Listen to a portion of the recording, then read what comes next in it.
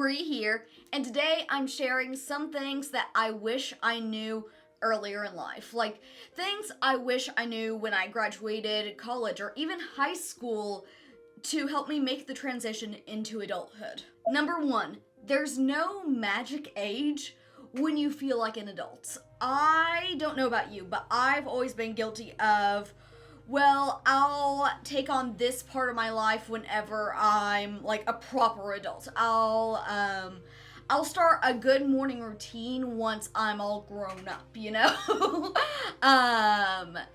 And there is no magic age where you're an adult, where you're a grown up. Like, I know, yes, 18 is a legal adult, but you don't feel like an adult at 18.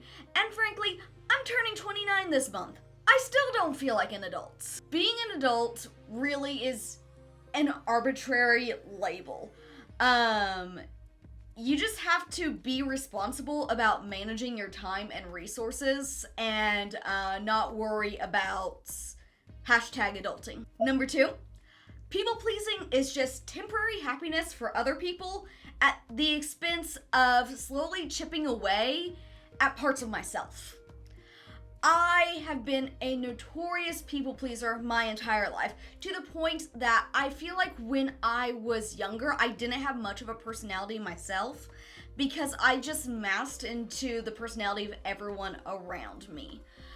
And it obviously did not do me any favors with that, because it wasn't until college that I kind of started to learn who I actually was.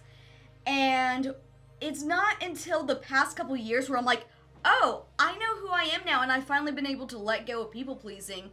And, like, I'm still kind to people. I still, like, there's a difference between not people pleasing and being selfish. So just because you're not doing everything that everyone else wants you to do doesn't mean you're being selfish. It means you're looking at everything on your plate, you're looking at what's being asked of you, and you're weighing it against what you need to do for yourself. And basically trying to figure out if it's going to be harmful for you to be whatever this person's asking you to be, to do whatever they're asking you to do.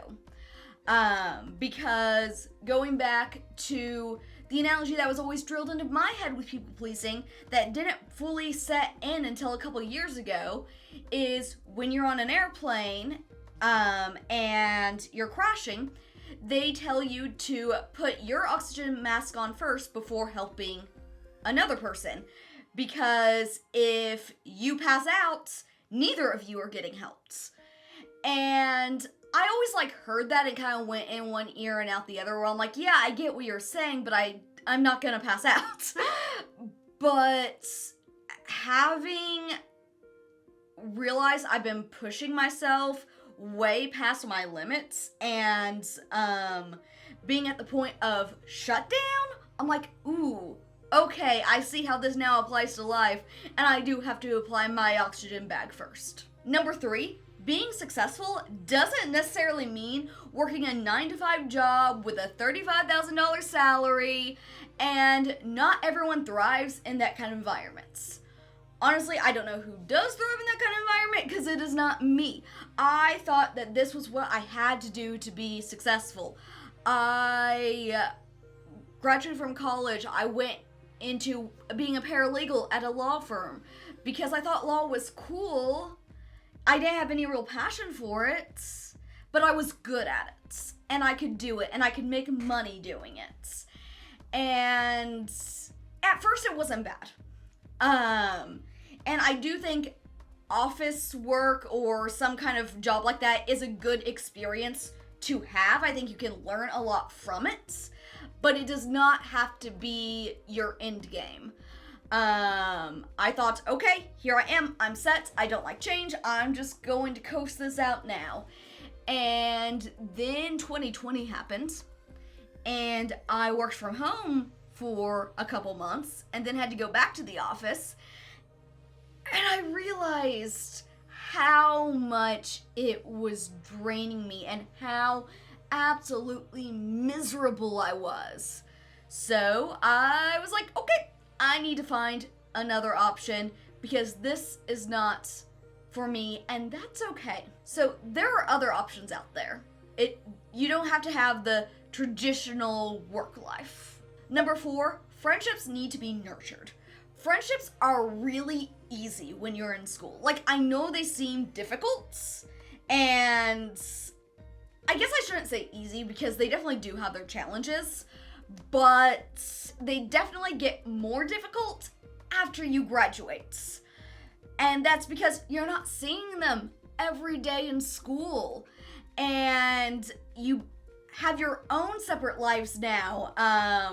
My best friend and I, we've both, gotten married, pursued our careers, and now she has a kid. And there's just so many life changes where you and your friends don't necessarily have everything in common anymore. You don't see each other every day.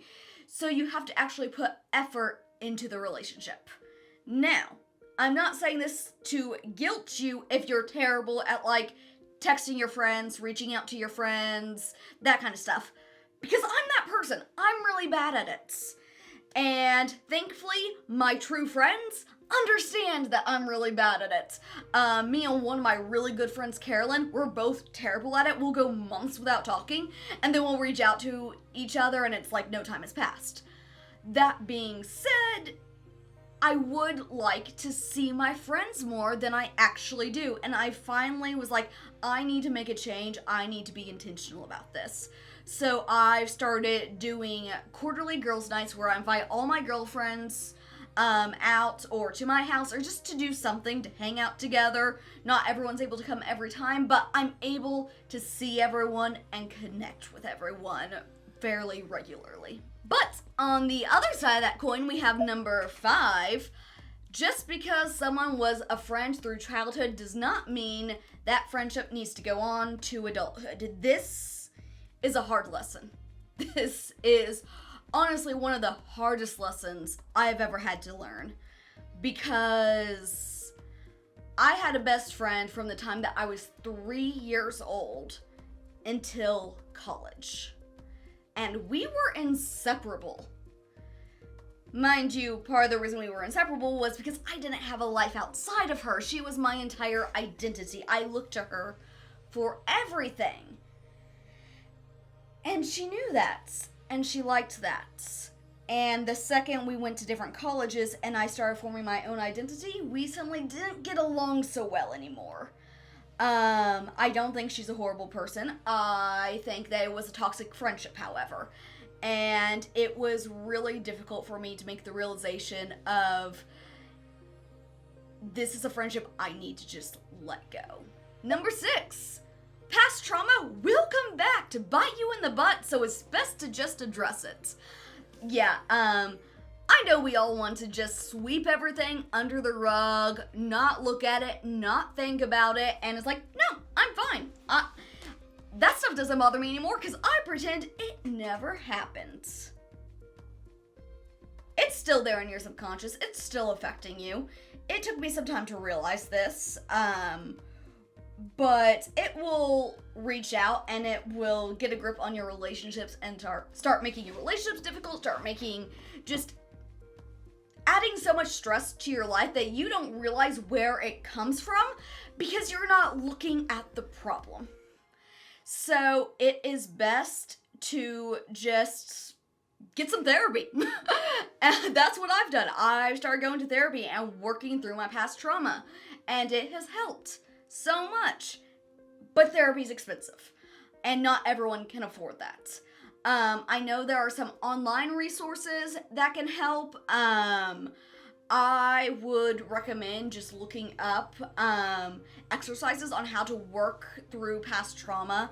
I know one that's been good for me in the past is writing a letter that I don't intend to send to whoever hurt me, just to kind of get,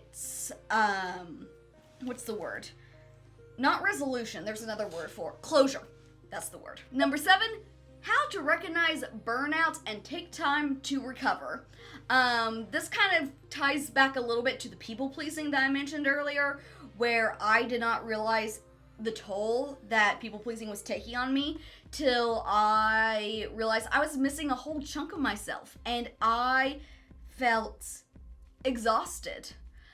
And so now I feel like I'm trying to work my way out of this hole that I buried myself in by not taking care of myself my entire life. And it's hard. It feels good to be making this progress, to be making this shift, and to be like, oh, I realize the problems now. I was ignoring all this trauma. I was people pleasing. I had toxic friendships. I wasn't choosing a career path that was fulfilling to me. Everything in my life was just working against me. And I kept trying to mask and be like everyone else. But I'm not. On a similar note to this one, I'm super excited because this month I have my first appointment to be evaluated for autism, so yay, and during Autism Acceptance Month, so double yay. But even if you're not autistic or neurodivergent, it's very easy to miss signs of burnout that you've just pushed past your entire life because like when you're in school, you have all these deadlines to meet, you're kind of on a schedule, so it's easy to just focus on the schedule and forget everything else that's going on. And you try to do that into adulthood, and it doesn't work as well. It will catch up with you. So it's important to notice the signs, to take regular inventory of like how you're doing physically and mentally, emotionally, and just take care of yourself. Number 8. It is okay and even good to take risks. This one was a total mind shift change for me. This kind of goes back to me realizing that my job was terribly draining on me. I'm like, I have an opportunity. I can start a YouTube channel, hopefully get some money from that, and become a travel agent, but that will be starting up from scratch, not guaranteed to make money. It would be commission. There'd be time to get that going, and my income at the time was the majority of our household income. So that was a very scary prospect. But Steven and I looked at our finances, looked at my mental well-being, and we're like, this will honestly be, like, we can do this. Yes, it will be an adjustment, it will be difficult, and yes, it's a giant risk, and neither of us like change or risk. But we also realized I needed to take care of myself, and he's thankfully so wonderful and supportive that he stood by me through all of this.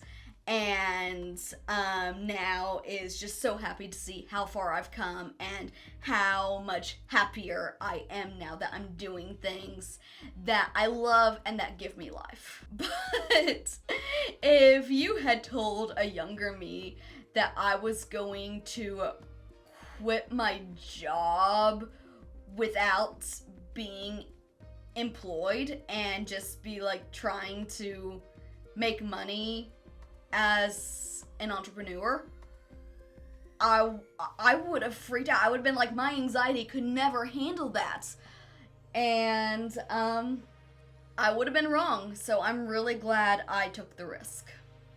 Because now I'm a couple years later and doing great and so much happier. And I realize I got lucky. My risk panned out for me. Not all risks pan out, but as long as you're not risking life, it's better to try and fail than to never try at all. Because otherwise you'll always wonder, what if? And also, even if you take the jump, you fail, that doesn't mean you have to go back to square one. You can take what you learned from that failure and try something else. Number 9, kind of like I said earlier, how friendships need to be nurtured, my relationship with myself also needs to be nurtured. And again, this kind of comes back to dealing with burnouts and everything else I talked about with that. Of doing regular check-ins, being like, okay, how am I feeling? Scheduling time for self-care is still kind of a new concept to me, which is, I know, kind of funny because so much of my content centers around that. But that's the reason, is because I used to neglect it so terribly. I don't want to just take this time to just like sit and reflect, and I want to always be going and doing. I like doing things. Or if I'm not doing, I just want to veg out on the couch. And yes, sometimes that can be self-care, but also sometimes self-care needs to be a little more active. So I try to make it a point to journal, to check in with how I'm doing, to schedule at least 2 baths a month where I just sit back and relax and nurture that relationship with myself so that it doesn't fall to the wayside. What does that even mean, fall to the wayside? That's a term, right? Fall to the wayside? I'm gonna look it up. Sorry, I'm getting distracted here, but... Right, okay, yeah, that is correct. Failed to finish an activity. But why? Where does that come from?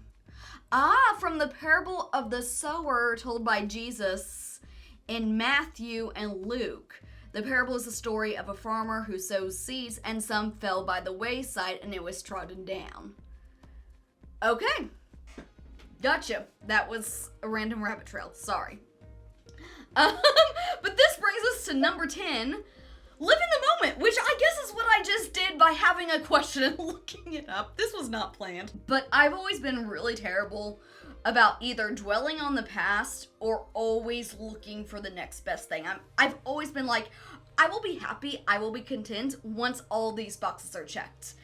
And in doing that, I don't enjoy where I'm at in the moment.